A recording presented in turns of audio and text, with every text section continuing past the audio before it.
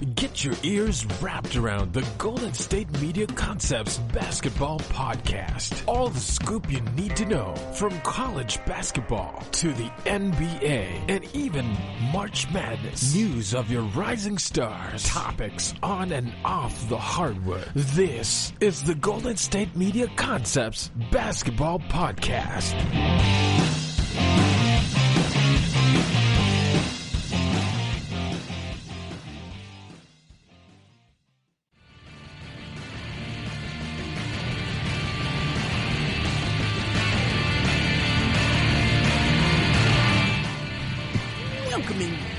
To the GSMC Basketball Podcast, right here on the GSMC Podcast Network. I am your host, Brice Lewis. And we are currently still in lockdown, baby! Quarantine. But, still have to talk about basketball. We debate, we opinionate, we inform, we give information, and we talk about all things basketball right here on this podcast. Today we're going to have a show for you like that. We're going to talk about a lot of different things. We're going to talk about some news and notes around the league. We're also going to talk about some what ifs. We're going to talk about some matchups. People comparing since, the Last Dance documentary came out about Michael Jordan. I'll do a review on the next podcast, not this one. I'll do a review of the Last Dance on the next podcast. But what basically that came out, and everybody's obviously tweeting about that. That's a big deal in the NBA world. That's just going to be big, but also raise some questions. Obviously, a lot of people have been preparing for it this week. Obviously, Shaq and the Lakers, from when they won their championship, Shaq said he thinks he can beat the 90s Bulls. We even have another one of the Warriors with Kevin Durant could beat the Net Bulls. That's part of what we're going to talk about today. We're also going to talk about a list from Bleacher Report. And we're going to talk about other news and notes around the league that is going on, that is currently happening. And, just a lot of different things that are popping up and happening around the league. Cause that's what we do here. We talk about basketball. We have fun with it. We have a good time with it. And, we want to try to get as much content as we can be pushed out to you. Obviously, as you know, I'm also on the football podcast with Ethan on that drop on Tuesdays, and then I have the individual one that drops on Friday. We're going to be talking about the NFL draft preview tomorrow, or at the same time, whatever. It's going to drop at the same time. So either way, but basically we're going to do that. And so yeah, like I said, a lot of stuff's happening. There's still some sports news coming in here and there. Obviously, during this time of just not anything live really happening. Obviously, NBA trying to work towards potentially even opening the season. But now we're going to talk about something that they were able to arrange on ESPN, like they did with the 2K tournament with Kevin Durant. They have arranged a horse contest. And now after 2 weeks, we have our horse winner, which is Mike Conley of the Utah Jazz, wins the horse competition that ESPN has hosted. He beat Zach LaVine in the finals. And so that he is your horse champion. Even though we have no idea if they'd ever do this again, he is your horse champion now. So, okay. Now, this is what I thought about the competition. See, I feel like if this was a pandemic was not going on, I feel like this horse competition would be shot probably at one common location. And even if they did it at multiple locations, I think the quality would be better in terms of this. Obviously, ESPN can't get their cameras out there so they can record it in crystal clear HD. It seems like all of their stuff was shot off a phone or a camcorder, so it was kind of blurry. So the quality of it wasn't always the best, but it did give it a kind of an authenticness, a realness to it.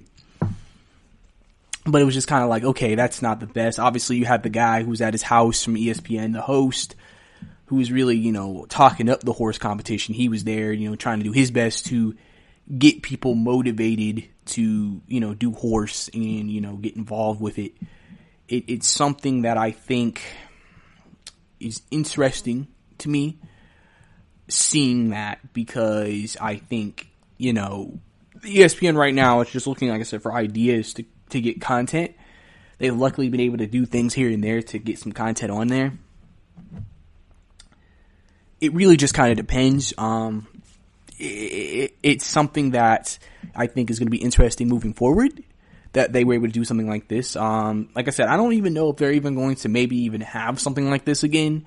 Like I said, we don't know. This could just be for quarantine reasonings and just, you know, have any content. But for the most part, you know, I enjoy what I've seen. I enjoy what I'm seeing. And listen, like I said, all these competitions could be better.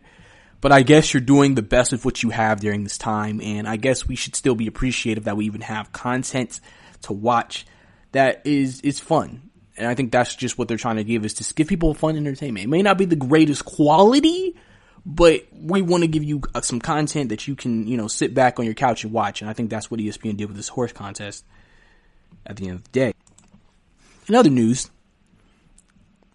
the NBA has now agreed in May to start withholding 25% of players' checks, as the NBA Players Association and the owners have agreed to that.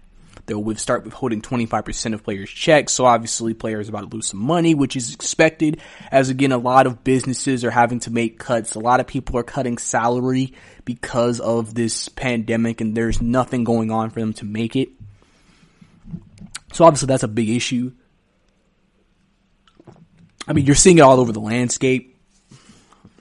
Like in the NFL, like the issue is they have a lot of workout bonuses they have to give out, but there's no camps to work out for because that's what you get paid for.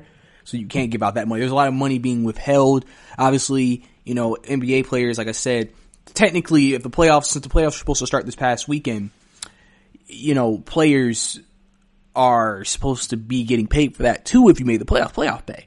Now, they're not getting that either. So it's just kind of like any money they're supposed to get throughout the year, they're not going to get because of this. Any deadline, if they get paid by March 31st, they get paid by May 1st, or they get paid by June 12th, they're not getting any of that. They're withholding a lot of it. And if they do give it to you, they're withholding a certain portion. Which I very much expect them to eventually get all of the money that they are owed, because I don't think this is like, okay, we're never going to give you a dime of this. But they're just doing it for now because the NBA cannot afford to give everybody their money. And I think that's one of the reasons also why they're trying very hard to get the league back and started, because at least with the TV deals that they have, they can make money from that and other things, which can help still bring some money into the league, and then also create the ability to now pay these players. Obviously, if any of these players have been handling their money well, it shouldn't be too much of a problem because they have some money. But obviously, you know, as a player, it's going to suck still not getting that full check that you've been getting from the league because, you know, you've always been pretty good with what you do. So, listen, I think it's gonna be interesting to see what happens. It's gonna be interesting to see how we get through this situation. But I think there's no need to panic. I think there's no need to be concerned. I just think we have to come out there every day, and we just have to keep hoping for the best. That's really all you can do in a situation like this, and I think that's what we're going to keep doing in terms of that. You know, so I think that's another big thing. Also, Jimmy Butler. Obviously, you know, a lot of teams can't get together in person. Obviously, the Atlanta Hawks are a team that's been known. They have done a lot of Zoom meetup and coaching meetings to still talk to the players, help the players, tell players what they need to work on, et cetera, update the players. Jimmy Butler went out of his way and sent all of his teammates hoops. So all his teammates, you would think every basketball player would have a hoop at their house. But I guess he said, if you don't have a hoop, here's a hoop. I sent you a hoop so you can still play basketball. You can still do your thing. So obviously that's been a big thing. Obviously that's a very nice gesture of Jimmy Butler to go out of his way and to, you know, try to, you know, still say, hey guys, don't, let's not sit around. You know, I know we can't play all together. We can't be together right now, but we can still practice on our own. If you don't have the goal right now, or your goal is kind of for something else, then, you know, I can give you one. And I think that's pretty nice of Jimmy Butler to do. Jimmy Butler really doing a lot for his teammates while he's been in Miami. So that's a great thing. And then lastly, Denver Nuggets are going to promote from within. They promote their assistant general manager to top GM. Obviously, this is probably usually teams with these type of good organizations like Denver, they usually have a lot of guys that they like from within the organization. So even when they lose somebody who may have been a big part of what they've done, they usually like to keep people who already have known the blueprint and maybe think very similarly to what they've done, and they'll just promote from within, which they did here. So he will be the guy moving forward to lead the Denver Nuggets organization from a personnel standpoint, which is going to be very, very exciting. And we'll have to see what happens with the Denver Nuggets moving forward. Now, obviously, as I say, if you know, Denver Nuggets GM went to the Chicago Bulls, so this promoting was destined to happen, I would feel like. But that's all we have for this segment. Coming up next, though, we're going to talk about Shaq. As he said, his Lakers could easily beat the Bulls with 9. We'll break it down and talk about it here. And AD is still expected around the league to stay with the Lakers, even though his house is up for sale. Stay out for all that right here on the pod. Are you looking for the very best NFL and college football podcast? Then check out the GSMC Football Podcast. Get the latest football news both on and off the field. From the NFL Draft to trades to the rumor mill to the NFL Combines. They got you covered. That's GSMCpodcast.com/football-podcast. Get updates on college rivalries, game day insights, and much, much more. It's football talk the way you want it. This show eats, sleeps, and breathes football. Don't forget to like them on Facebook and follow them on Twitter. Visit GSMCpodcast.com for more info.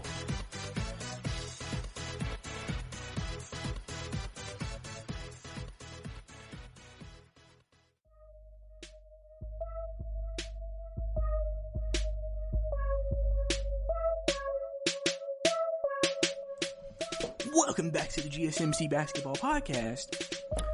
Last segment, we talked about some news and notes around the league. We talked about what we need to talk about for the most part.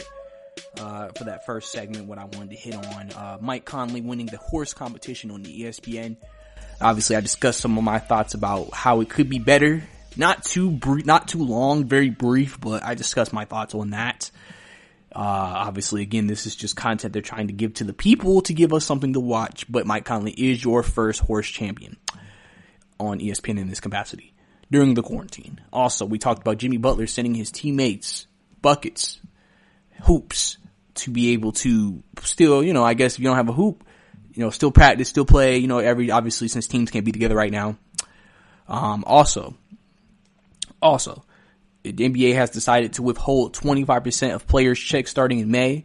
So obviously, checks will still be sent to players, but it won't be containing the whole amount. So obviously, at least players can still get paid, but it won't be to the same extent they've been getting paid or the same amount they have been getting paid. And also, the Denver Nuggets promoted from within, promoting their assistant general manager to general manager. So that was news and notes really surrounding the league. As you know, I like to do on this show, I like to give y'all the update around the news world first. Now we're going to get to some other stuff. Now we're going to talk about something Shaq said. So obviously this week, like I said, The Last Dance came out Sunday. Obviously this whole week people have been kind of, in a way, preparing for it, talking about Jordan, all the things about Jordan leading up to it. Obviously some people always have wanted to compare teams. If this team played the Bulls, would they have been able to beat the Bulls, and etc. Well, Shaq obviously was a part of a great dynasty in LA in the early 2000s with Kobe and Rick Fox and Derek Fisher and all of them. And he was asked, do you think y'all could compete against the 90s Bulls? And he said, yes, we'll beat them. Very confirmedly. So obviously that started a wholesale debate, obviously, about could the Lakers beat the Chicago Bulls? Now, if we break it down, and we break it down like this. Obviously, this is still a younger Kobe, but this was like becoming a star Kobe during this time. So this was still a pretty high-end player Kobe at this point. Maybe not the same Kobe we knew like 2005, 2006, when he was like, maybe some people think at the peak of his game, but he was still a up-and-coming player, and obviously Shaq was a very dominant player at this time. Obviously, the big thing with this matchup would be Shaq, I think. And Shaq said it. He was like, and people say it too, they're like, well, nobody can guard Shaq. Shaq can drop 30 on any of the Bulls players. So, if anything, it'll be more about the Bulls being able to stop everyone else, not necessarily Shaq. And what made the Lakers so dominant was they were a very good defensive team with 2-star players who could both give you 30 on any given night. And so I think that's obviously going to be the big thing. I think it's funny because remember the year that Michael retired and the Houston Rockets won the championship that year. Well, Houston always has said, like, if we played them, we would have beat them because no one could guard Olajuwon. So basically the perception is both of these teams, they have very top level big men, you know? And so they feel like, okay, well, they can't guard them in that capacity. You know, some people think Phil Jackson's always been a guy of, Phil Jackson's coaching philosophy. He's never really been the guy or the type of guy to double team. So if you're not going to double team Shaq and you're going to leave him down there with Rodman, you would think Rodman's getting destroyed in the post. Obviously you would think Jordan's still going to do his thing. Obviously, like I said, you have that big anchor down low. Obviously the NBA game was different. So a lot of shots were closer to the rim. A lot of shots were mid-range to the basket. Obviously you have Shaq in there, and I understand why Shaq believes it. He just feels like he would be that big of a difference because he may feel like they never played a big guy as dominant as he was during that time. So he feels like, why wouldn't we be able to compete with them if they haven't even played somebody as dominant as me? On the Bulls side of things, obviously you have Jordan. You expect Jordan in any capacity to still get his, to still play hard, to still be great. Scottie Pippen, still to be that Robin, still playing well, great defender. He'll probably be guarding Kobe. Him and Jordan, that's gonna be a tough matchup for a young Kobe. Like this is a Kobe. He's like 2001 Kobe. That's like 4 years in the league Kobe. That's still a young Kobe. 22, 23-year-old Kobe going against Jordan and Pippen. Especially if you're talking about in their primes, that'd be a tough matchup for Kobe. I think the series would be dictated off what Kobe could do. If Kobe can't be Kobe, I don't see it. Cause you need your best players to play well. And I feel like they may not be able to stop Shaq, but they can't stop Kobe, but they can stop Kobe. Where necessarily the Bulls' best players is on the perimeter and wing in terms of scoring. And outside of Kobe, Rick Fox is fine and everything like that. Do they have the guys to guard Jordan and Pippen and Kerr and, Anderson, all them? So, obviously, I think in this situation, I would go with the Bulls. I think the Bulls would beat the Lakers. And also, some people may wrap this up too. This Lakers team did lose to a Detroit team with no quote-unquote superstar. So, and if you watch that series, you'll see, so basically if the Bulls do that, they can beat them. I think that's one thing too, is that when you're a championship dynasty, if you lose during that time, some people may look at the team you lost to and think, well, if you lost to the Detroit Pistons, well, what makes you think you could beat the Chicago Bulls? So I can definitely see where people are coming from when it comes to that. But I think I'm going to go with the Bulls here. I think Jordan and them are going to get it done. I do, again, think it's going to, if this series going to 7 games, potentially. Jordan's never made it to a 7th game, but maybe it would because, like I said, they've never played a big man as dominant as Shaq. Ever during their run. They've played great big men, but they haven't played dominant big men, big men like Shaq. So maybe you could say that would be the difference. That would be the other thing. But to me, I think the Bulls would still be able to get it in like 6 games to me, or 7 at the most. I think they would win either one. I think that, I feel like if this was Kobe, 2008 Kobe, 2007 Kobe, a little bit older Kobe, and then you gave me prime Shaq, then I'd be like, okay, maybe the Lakers then. I just feel like a 4 year in the league, even though he's becoming a star, Kobe. I don't know if since they have all those bodies they could throw at him and elite defenders, it's just, I don't know if I could give the Lakers the advantage. That just makes me kind of hesitate for a second. It makes me wonder if I could really actually go out and say that and go with that decision. But now we're going to also get some other Laker news. AD has put his house up for sale. Obviously, this always creates news in the news circuits because people wonder, obviously, if free agency is coming up for a player and he's putting his house up for sale, does that mean that he's planning on leaving? Because why would you put your house up for sale if you're going to plan on staying? I don't think you should read into it too much. I think one thing I've heard is that a lot of GMs, I think they said 85% of people in the league and the front offices believe Anthony Davis will stay with the Lakers. I think Anthony Davis would stay also because of, think about everything he did to get to the Lakers. Why would you do all this to get to the Lakers just to leave the Lakers? Like, you went through all this just to get to the Lakers. Just because you want to be able to win and compete. What other team would you legitimately be interested in that would get you there? I mean, I'm surprised, honestly, I don't hear more Golden State rumors. I would think would the Golden State try to make a push at them? They haven't even. They're focused on Giannis. So I think, for the most part, Anthony Davis will probably end up staying with the Lakers and playing with LeBron for another year. I just think that's going to probably be his best choice moving forward. I don't see, again, why he would leave that scenario in that situation to me. I think that's probably his best case scenario, his best situation to win.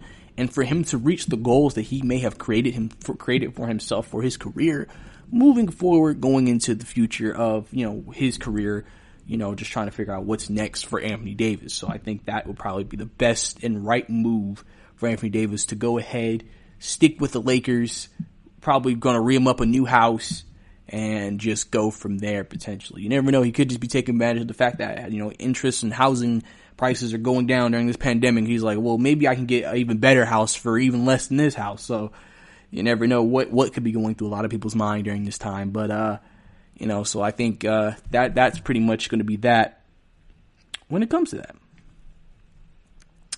But anyway, that's all we have for this segment. Coming up next, very interesting topic coming up. We're going to talk about, could the NBA end college basketball because of what happened with Jalen Green, number one recruit from the 2020 class? And also, we're going to debate, are the Warriors with KD able to beat the Chicago Bulls of the 90s? All that right here and more on the podcast. Check out the show that's built on the MMA. From the UFC to extreme cage fighting, they got the fights covered. Check out the GSMC MMA podcast. Get the latest news on past or upcoming fights. Join us as we talk to and about some of the biggest names in the MMA, past, present, and future. When it's the fight game, there's just one show to check out. GSMCpodcast.com/MMA-podcast. Don't forget to like them on Facebook and follow them on Twitter. Visit GSMCpodcast.com for more info.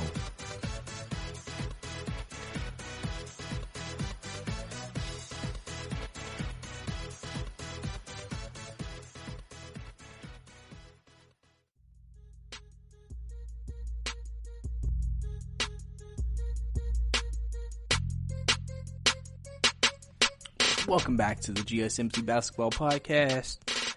Last segment, we talked about if the Lakers with Shaq and Kobe could beat the 90s Bulls. And I gave my 2 cents on that. I went and said that the Bulls would probably win the series in 6 to 7 games because I just feel like with Jordan and Pippen and all them and Rodman and all them they can throw at Kobe, Kobe was still in his 4th, 5th year, and I don't think he was an up and coming player, a star, but I don't think he was at that level where he would be consistently great every game like they would. Where Shaq Shaq's going to dominate, but it really just depends on what Kobe does and how Kobe performs. And we also talked about Anthony Davis putting his house up for sale. I believe he's staying in LA. Everybody believes he's staying in LA, so it probably was just something he's just maybe trying to get another house, a better house, whatever. He has no intention of like really leaving as far as we know. So, that's that. But now we're going to talk about something that's happened recently. So obviously, college basketball, you have players who commit to colleges. Well, Jalen Green of the 2020 class, the number one prospect in the nation, obviously with all this coronavirus shutting down basketball, has agreed, instead of going to college, has agreed to go to the G League, go through their professional program, their up-and-coming professional program, get paid $500,000, and basically play a season in the G League before entering the draft. This is something that not a lot of people have done. It's interesting why now people are doing it. It must be something they've had for a while, but maybe, obviously as a kid, it's like, G League, I don't really care, whatever. But I think that this move has obviously created some questions. Will this make all the top recruits now go to the G League early? So, because they're getting paid. And also, remember, in basketball, we look at college basketball as the second highest level of basketball you can play. So you go there because of that. So if you want to stay in the United States. Well, the G League is consisted of guys who've already went through college, played through college, and now are sometimes getting called up to NBA rosters here and there, and basically are a higher level of player than what you would play at a college level. Obviously, players do this when it comes to going overseas. A lot of players go overseas when they're coming out of high school because they get paid right away, and they're playing against grown men, so you could say they're playing against better competition, potentially. And so basically, him making this decision now has made it be like, okay, let's say this goes well for him. Will other top players follow behind him? Where they'll be like, I don't really want to stay in college, or I want to go to college. Because again, college is literally just a year thing, and you're not getting paid. Where now the G League's offering you where you can play against good competition, who are guys who are also competing to try to go to the NBA. You're getting paid to do it. You're getting put in front of NBA coaches and scouts from the get-go. So now teams can really have an eye on you. I mean, we don't know all the details, but I'm assuming they're getting put in front of all of that. And then can still enter the draft. It almost, in a way, can get you more prepared for the NBA. Because obviously, yes, the NBA and the G League is a step up in talent when you go to the NBA. But I think some people would say it's a step up in talent from the college level. It's that level between NBA and college. And that's not going to hurt you. Because you've seen some of the results that people have had from going overseas to play against better competition, getting paid, and how when they came to the league, they've seen more ready. Luka, Brandon Jennings is another guy you can think about. And so this really could set up, like I said, an unfortunate situation for college basketball where a lot of the top guys might decide to not go to college because they can go to the G League and get paid and play.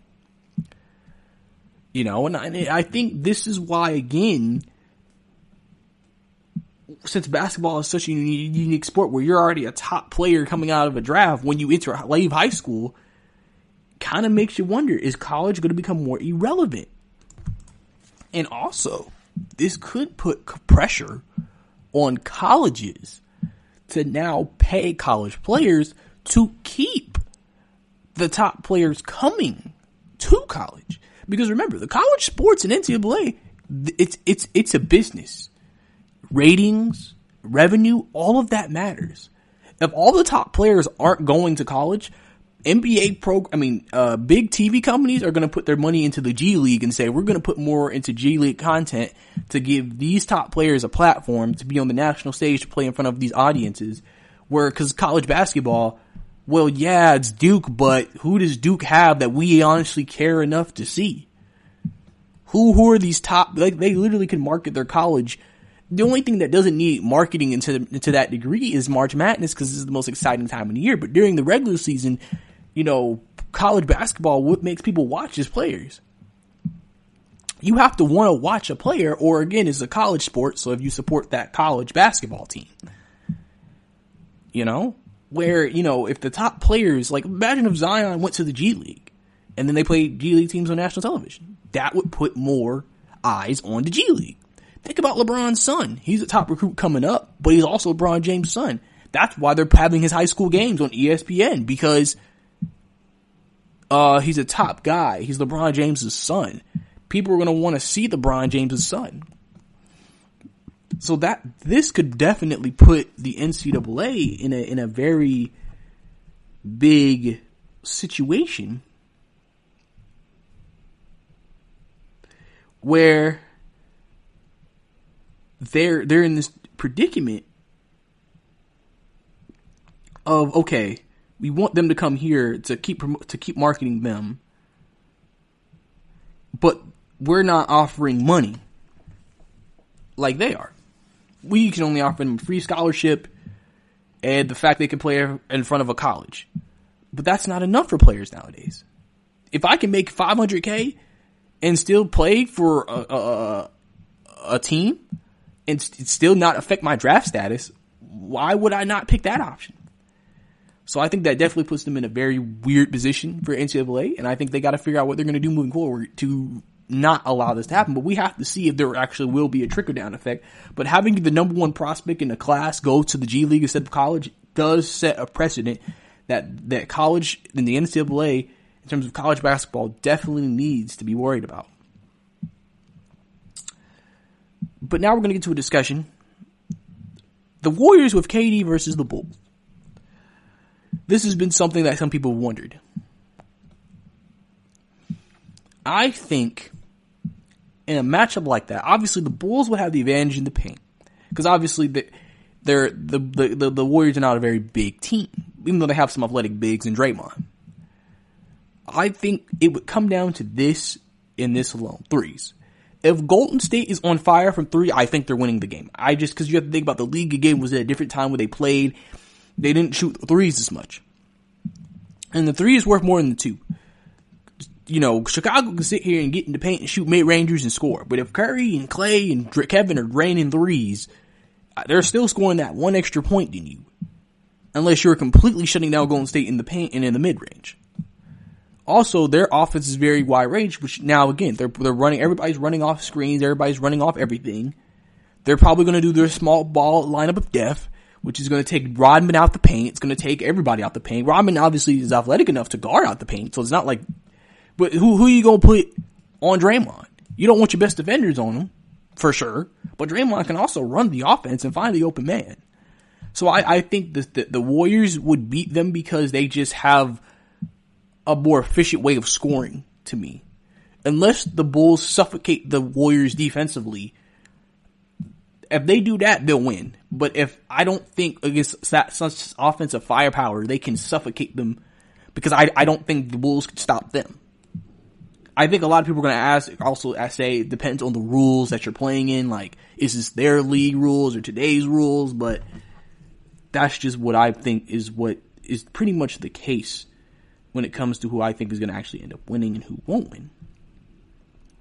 But that's all for this segment. Coming up next, we have Bleacher Report's list of 2020 free agents and where they could go. They give 3 options. I'm going to talk about each of those 3 options for each of those players right here on the podcast.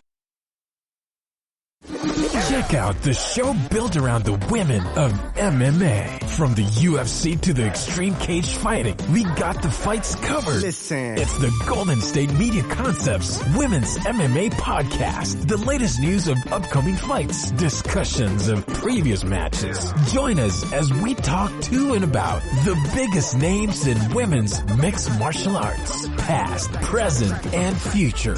When it's the women's fight game, you know where to listen to. The Golden State Media Concepts Women's MMA Podcast.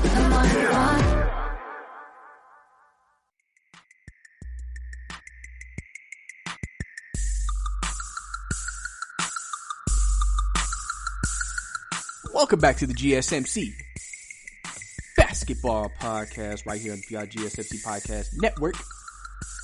Last segment, we talked about could the NBA end college basketball with this new G League system that has been implemented for college athletes to now, or players going out of high school now, to go through the G League, play against G League players, and get paid to play against G League guys.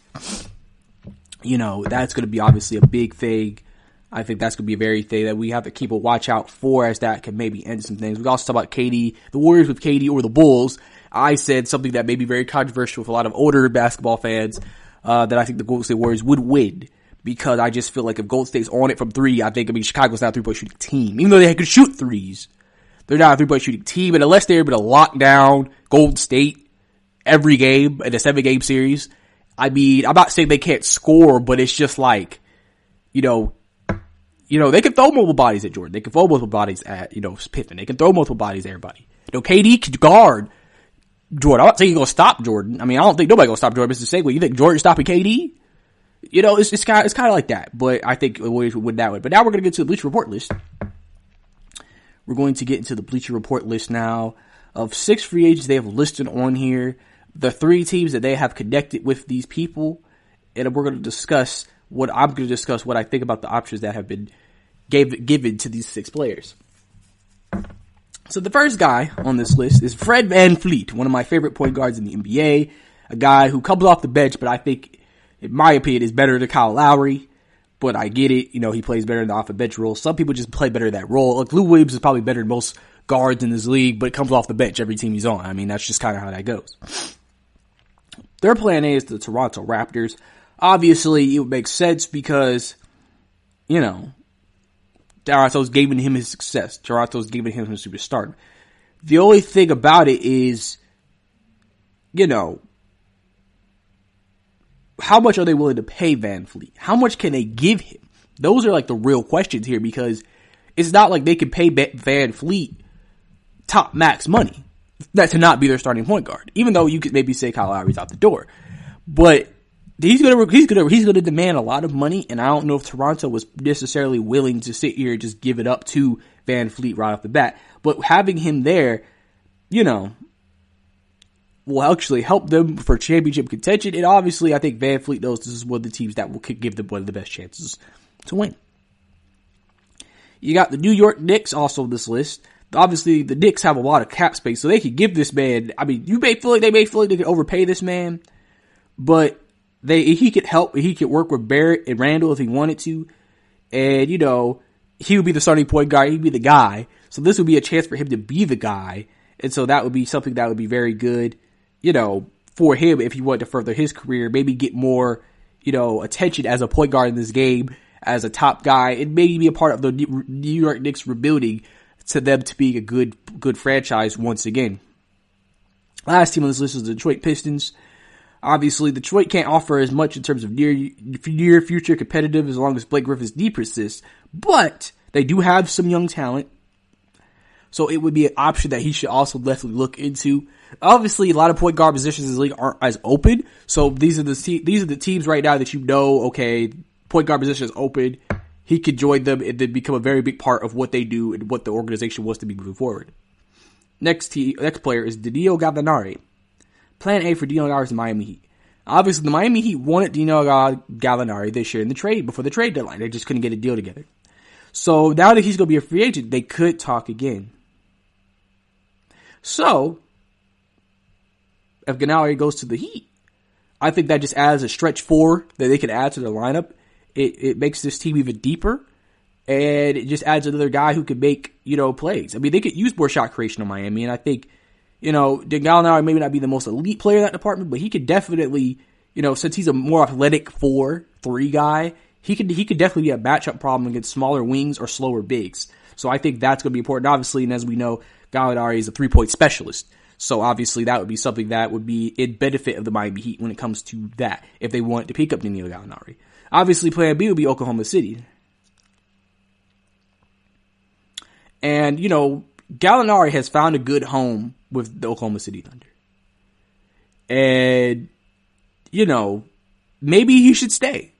Maybe he should play for the team another year. It's not hurting him. It's actually helped his career resurge. So you wouldn't sit there and say, oh, he's hurt him, he's affected him, he's changed him in a negative way. It's actually benefited him, so I think that'd be something that he should look into. And then the Phoenix Suns. Obviously, the Phoenix Suns needs somebody who can space the floor with DeAndre Ayton really being more of an interior player. So Danilo Gallinari can help with the ball movement and the space on the floor. Obviously, being a 3-point shooter that can shoot from any part of the floor. DeMar DeRozan, player option if he opts out. You know, the main reason why he would go back to the Spurs, I think, is just money. They're paying him $27.7 million. We are not sure if he'll get that anywhere else. But if he cares about money that much, San Antonio would be the team I think he would want to go back to and play, even though he hasn't had the greatest success there, and he may be looking for more of a long-term pact. Plan B would be the Orlando Magic. Obviously, the Orlando Magic would be a team that would be very interesting to pick up. Obviously, if Evan Fournier especially declines his option this offseason. Now, obviously, the Magic are in desperate need of getting more points on the team. Obviously, DeRozan, one of the reasons why he's even in this position is because he is a mid-range to in the paint scorer. The game is more of a 3-point game. So his scoring isn't necessarily today's NBA, liking, and so some people may wonder if that would be something he would look into. And also the Dallas Mavericks.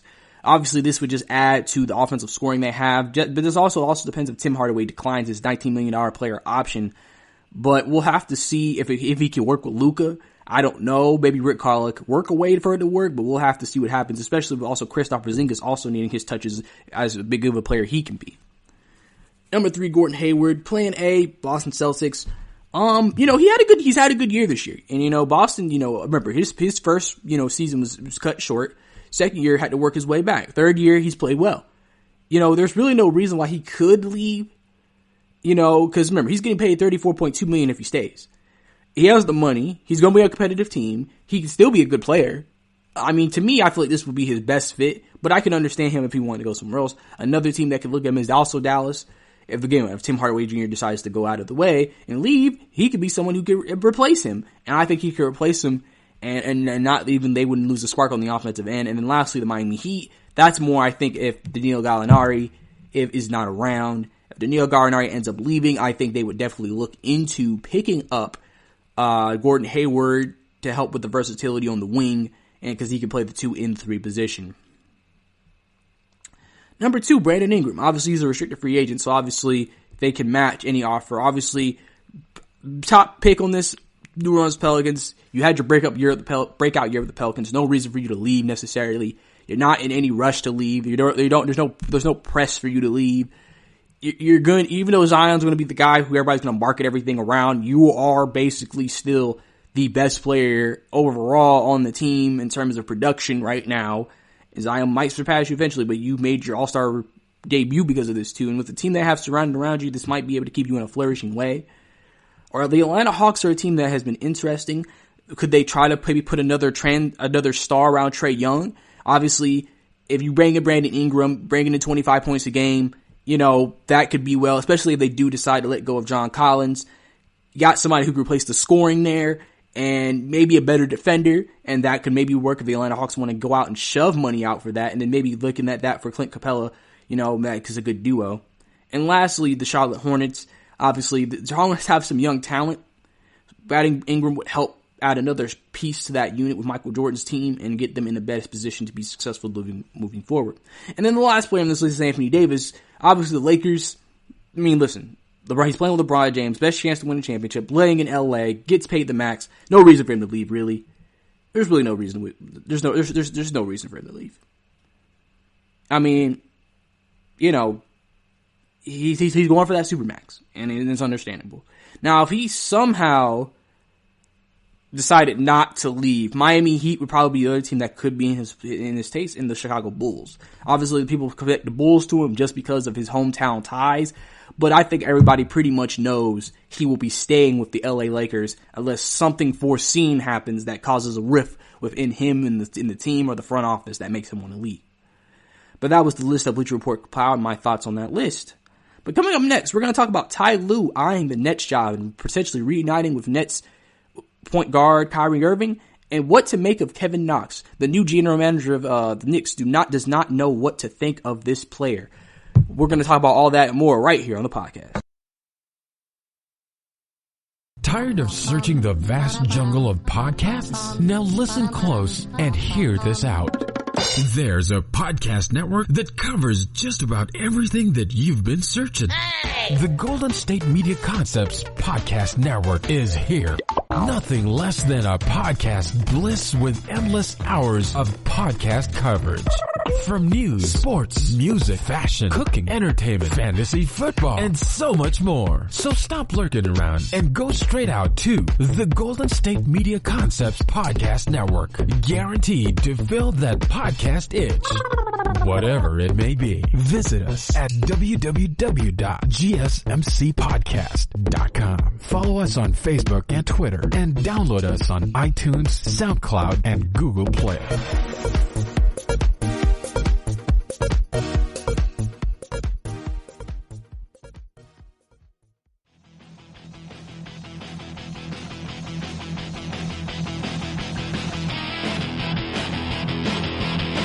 Welcome back to the GSMC Basketball Podcast.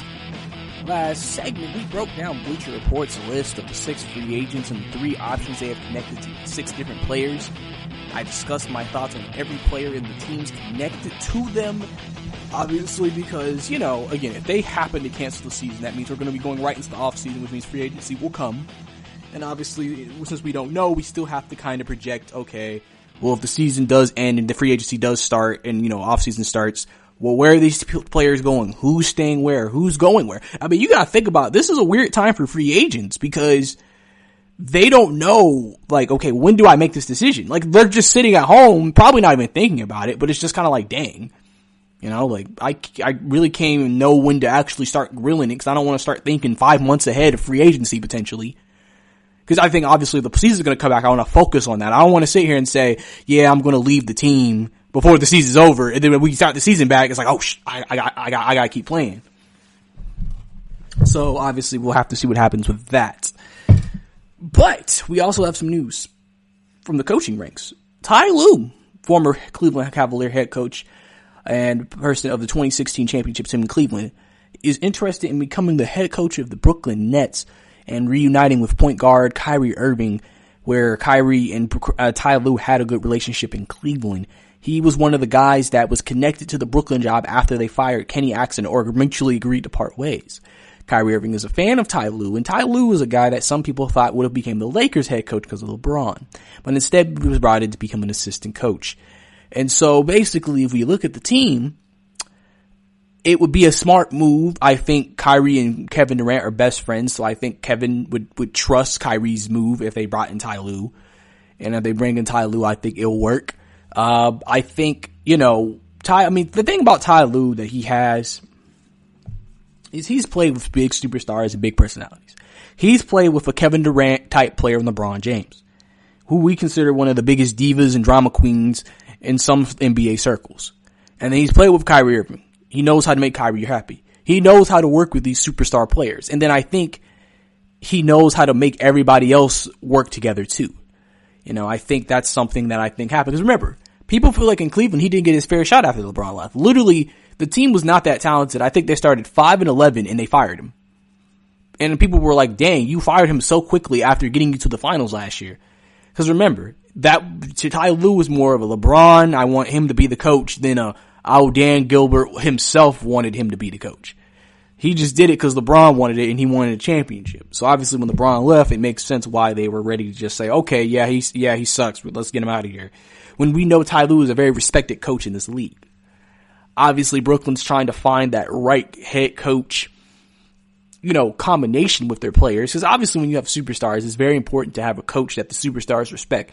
Because since the NBA is such a player-driven league now, you can't just sit here and think, okay, well, a star is going to take any coach. Star players don't like young, up-and-coming head coaches a lot of the time. Because they may have growing pains they have to go through. And also, because, a young person may have a system that they want to implement, but the star player doesn't want to do that system. And then there's the clash, and then there may be a disagreement. Where obviously it's easier when you have a team that doesn't have a lot of, the big star. Because everybody's kind of listen, I'm not a star. I shouldn't be out here trying to say we should play like this. Unless it's plainly obvious you can't coach. And that's after I've seen enough games. And tell you we need to run this. And, it's create the team friction. That's why you've seen sometimes players and teams that don't have that major superstar work together, but then they add the star and it doesn't work because it's just not the same dynamic. Stars don't think the same way as a regular player. Even all-star players. So I think Ty Lue would be a good addition to the team if he was brought in by the Brooklyn Nets. Obviously, Brooklyn is expected to make a playoff run next year with Kevin Durant back, Kyrie, Chris LeVert, Spencer Dinwiddie. We don't know if they're going to trade either one, even though you've heard both of them in the trade block potentially.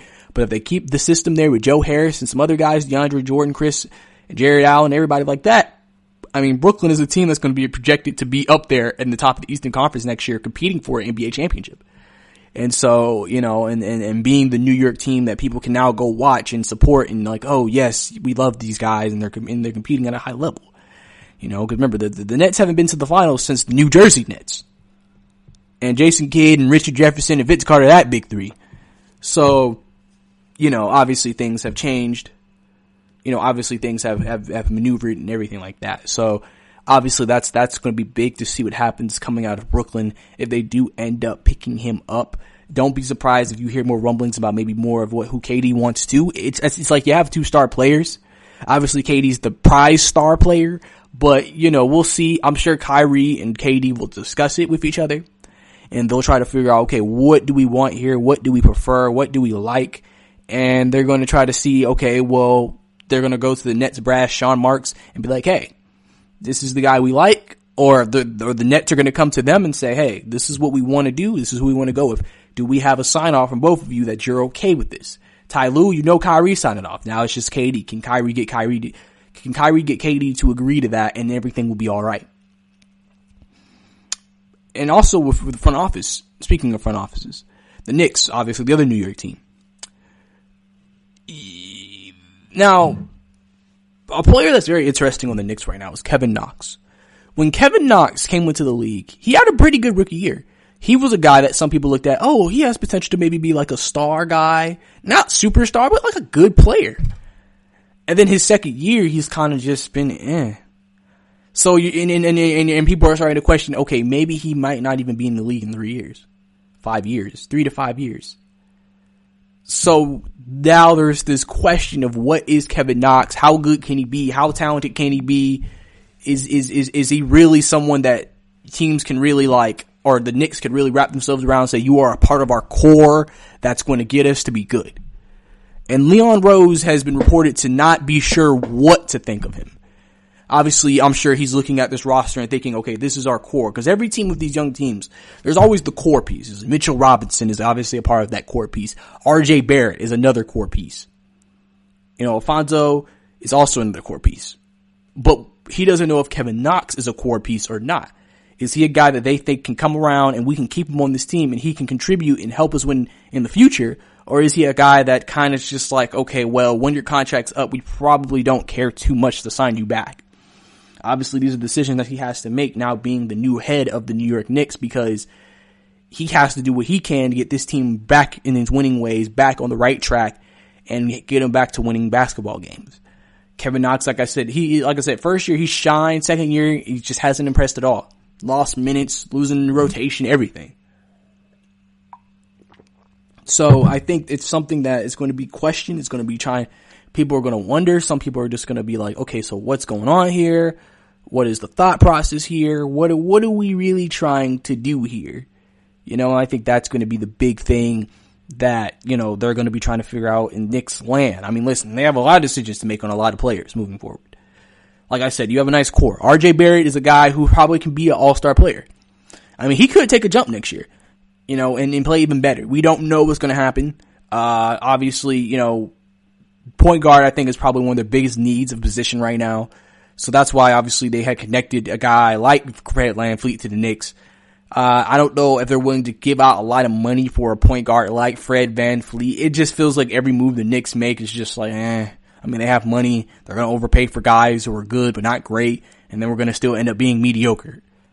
So, he's going to have to definitely change this, the reputation of the New York Knicks and really build this team in a way where they can be successful. Obviously, they're going to be a bad team this year, so they'll have a chance to be maybe able to get a LaMelo Ball or an Anthony Edwards or a James Wiseman. Honestly, I think if they had the top pick, I mean, obviously they're probably going to go for Anthony Edwards, but even if they got the second or third pick, I think they really need to look very strongly into LaMelo Ball. I think LaMelo Ball could definitely be the point guard of the team of the future.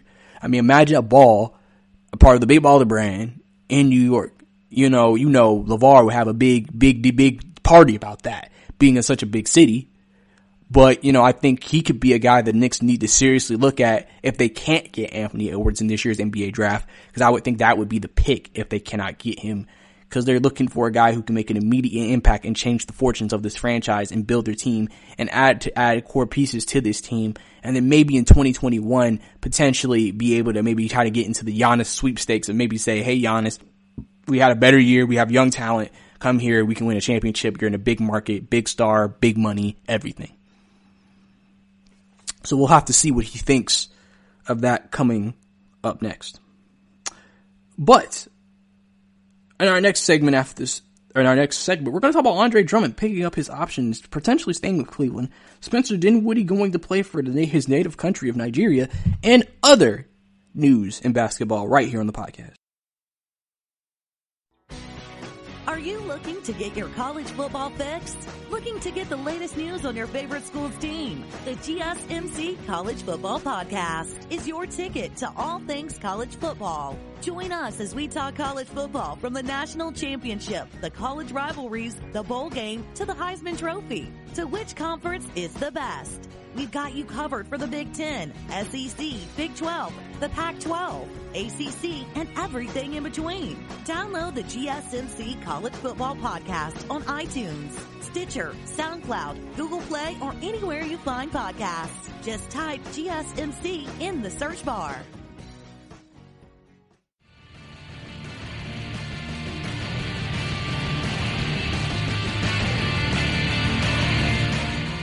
Welcome back to the GSMC Basketball Podcast. Last segment, we broke down some things. Again, obviously me being the breakdown king, breaking it down for everybody. We talked about Ty Lue eyeing the Nets job, the impact that would have on the Nets, what the Nets are looking for moving forward, obviously trying to get this team on the right track, to put them in the right direction, you know what I'm saying? And just so they can get back to being the team they were expected to be next year when the season starts for next season, and that is a championship team. And also, we talked about Kevin Knox, obviously, as Leon Rose does not particularly know what to think or do with a guy like Kevin Knox. And we also talked about some of the other young players the Knicks have on the roster. And, like I said, it's important for Leon Rose to create an atmosphere and build a culture and build a team that is sustainable, can compete, and then can win. So all of that is very important moving forward for this team. So, we're also going to have some more news and notes around the league. So, obviously, Andre Drummond traded to the Cleveland Cavaliers from the Detroit Pistons, right? He said it's worse than Detroit. But he's getting paid a lot of money. And I think there is kind of this thing, obviously, as an agent, you're realistic about your client's value. Andre Drummond, what he's going to get paid with Cleveland this year, and if he picks up his option, he's not getting paid that anywhere else. No one else is going to pay a player like Drummond that kind of money. So even though the situation may not be ideal, or the situation may not be great, Andre Drummond is likely to pick up his option for next year. So obviously that means he'll probably stick for the money. And, he'll stick around for the year with the Cleveland organization.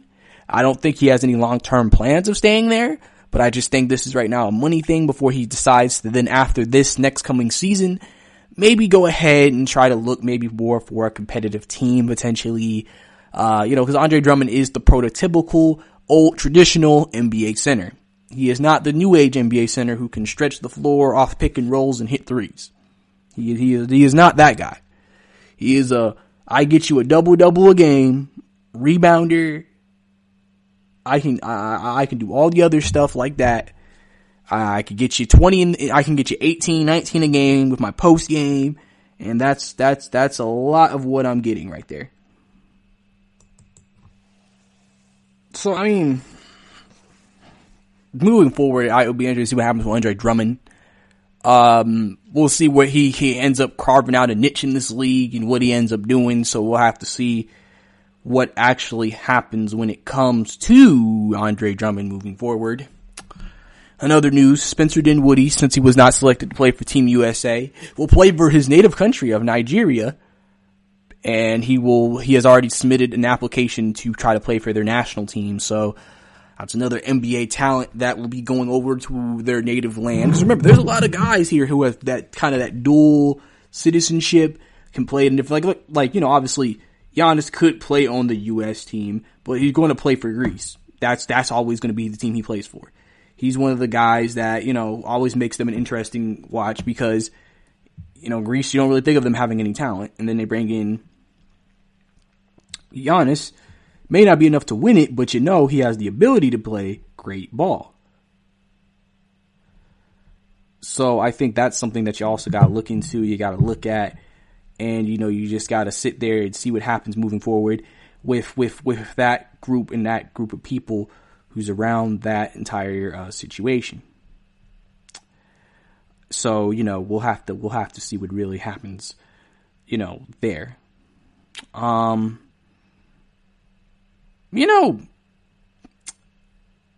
thing that's interesting to me is in the NBA, I think we sometimes need to look at, these players go through a lot of scrutiny on a day in, day out basis. Expectations are put upon them. People want them to be great automatically. We want every player to be elite in everything. And I think sometimes that is difficult.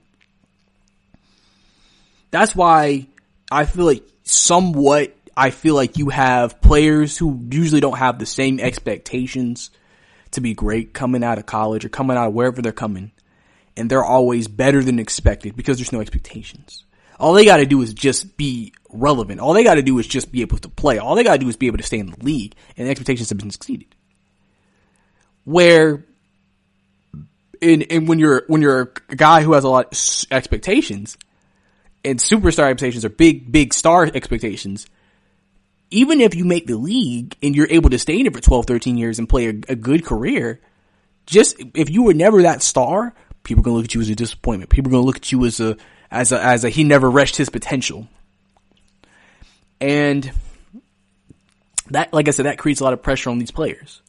Like, think about Zion Williamson, for example. Obviously, he is touted as this next big LeBron James superstar.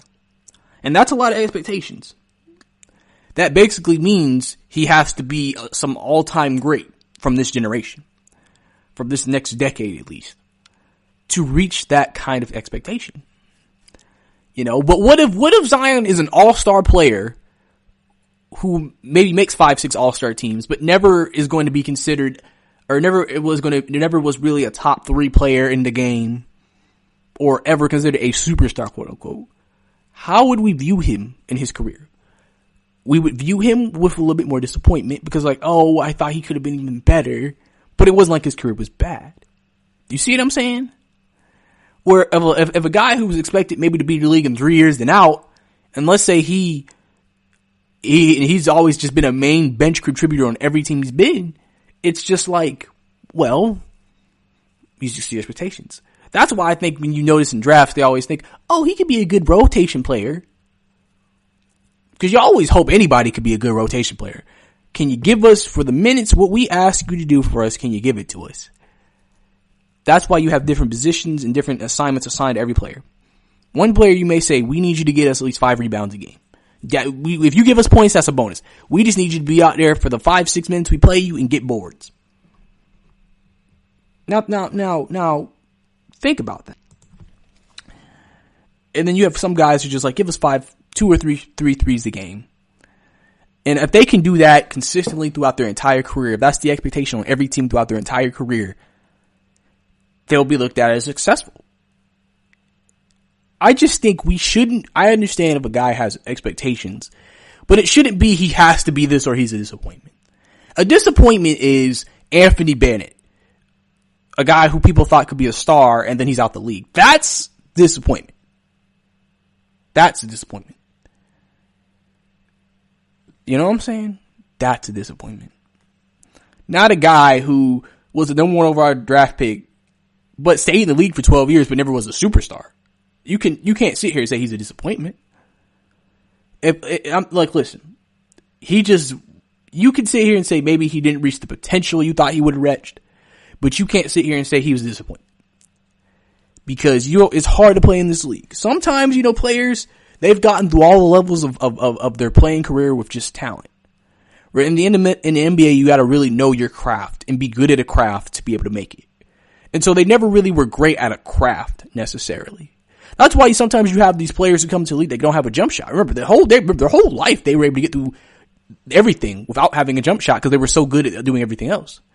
And then when it came to the jump shot, I was like, oh, snap, I actually gotta, be able to do this to be able to survive in this league, to be as good as people think I could be. It's one of those things. It's like you gotta really put yourself in position to be in a successful place and in a successful situation long term. Because if you don't, you're not going to be successful. It's just about work ethic. That's why you have guys like Andrew Wiggins not reaching expectations. Andrew Wiggins was the top 2 pick in the draft. People thought he could be a superstar with his talent. But Andrew Wiggins is a guy that's been commonly known, doesn't put the work in because he's been able to get through everything with just talent. Even in the league, with his talent, he is a decent player in this league who could be a starter or a very, very, key role player with his talent. But you just feel like if he actually took the time out to develop his craft and develop his game, he could be that star. But I will never look at, even though Andrew Wiggins may not have reached expectations, I will never look at Andrew Wiggins as a disappointment, as an example. And I just wanted to go on a little rant about that real quick. But that's all we have here on the GSMC Basketball Podcast. Thank you for tuning in. Thank you for listening to another great show with me. I'm your host, Brice Lewis. Don't forget to listen to all of our other amazing podcasts on the GSMC Podcast Network. Don't forget to follow us on all of our social media, Twitter, Facebook, Instagram, and everything else. Thank you and have a good day and stay safe out there. You've been listening to the Golden State Media Concepts Basketball Podcast, part of the Golden State Media Concepts Podcast Network. You can find this show and others like it at www.gsmcpodcast.com. Download our podcast on iTunes, Stitcher, SoundCloud, and Google Play. Just type in GSMC to find all the shows from the Golden State Media Concepts Podcast Network, from movies to music, from sports to entertainment, and even weird news. You can also follow us on Twitter and on Facebook. Thank you, and we hope you have enjoyed today's program.